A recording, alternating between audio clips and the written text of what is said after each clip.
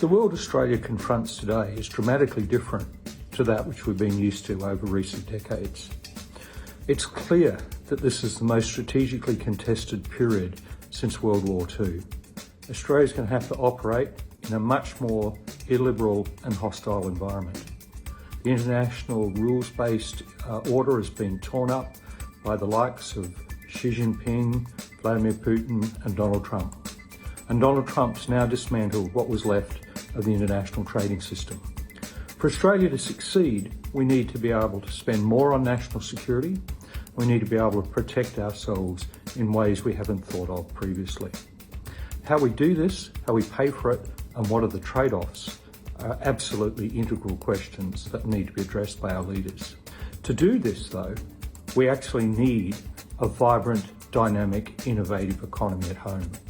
So what are the big questions, the big policy changes that are going to allow us to see stronger productivity growth, higher living standards, and this ability to project hard and soft power into our region and beyond? Those are the questions that I'd like to see addressed in this election campaign. Now, Martin Parkinson doesn't think we're having the right conversations in this election campaign. Jenny McAllister, he feels like there's short-termism, we're not having the big conversations about reform. Why aren't we having them?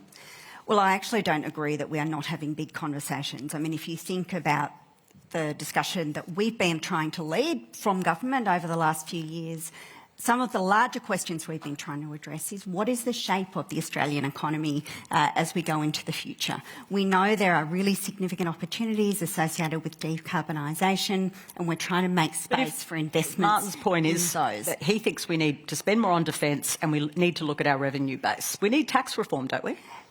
We are increasing defence spending. We are creating space and creating the incentives and the confidence for people to invest in the low-carbon industries of the future. We are setting up the training arrangements that will allow people to acquire the skills that are necessary to work in those industries and in the whole range of industries that we can see coming towards us in the future. And we are taking really meaningful steps to repair the budget.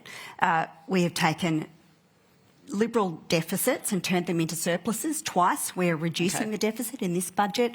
We're taking the steps that are necessary to give us the fiscal space to do all those important I understand your points, but not all of the experts agree. And Andrew Bragg, it's a kind of bipartisan criticism that we've got lots of small, short-term measures, but not the big reforms. I mean, where's the tax reform? Well, firstly, I mean, Mr Albanese can't use these Trump tariffs as an excuse for his own economic mismanagement, and that's what I think he's trying to do here. But the problems Australia faces are homegrown. Question.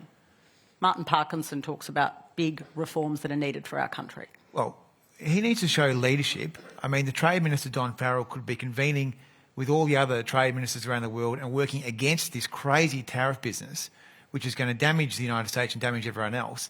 We see no leadership from the government on that, and I fear that the government will want to use this Trump tariff disaster as a smokescreen for their failure on domestic economic policy. I mean, everyone is hurting in this country, and this is not to be used as a smokescreen. All right. I think Martin's right, by the way, for what it's worth. I think it's a very short-term... Martin's quite frustrated that we're not having the big conversations. So I've spoken to him. He's really concerned we're not having these big seismic conversations about our future. We shouldn't be, is the problem. I think I understand what Martin's trying to get at in terms of a long-term vision for Australia, but right now this election is about, can I pay my rent next week? That's right. Everybody's focused on, am I going to have money on my credit card? I'm not saying Martin's wrong. He is right that we do need to be thinking about big, ambitious ideas, and there are good, big, ambitious ideas on both sides of politics, but what I'm saying is right now, I look at my bank account, I look at, whether we can make mortgage repayments, and I reckon most people in this room are as well, which is why the focus of the election, rightly or wrongly, has been on short-term things, because short-term is where the stress is, right? So I think he's right that we do need to be thinking long-term, and yes, both parties can point to long-term policy. They're there, but that's not what's in the ads that you're watching, right? That's not what's being said every day on stump speeches. It's about the urgency. And so I actually think it is understandable that this election is about urgent issues, because that's where most of us are right now.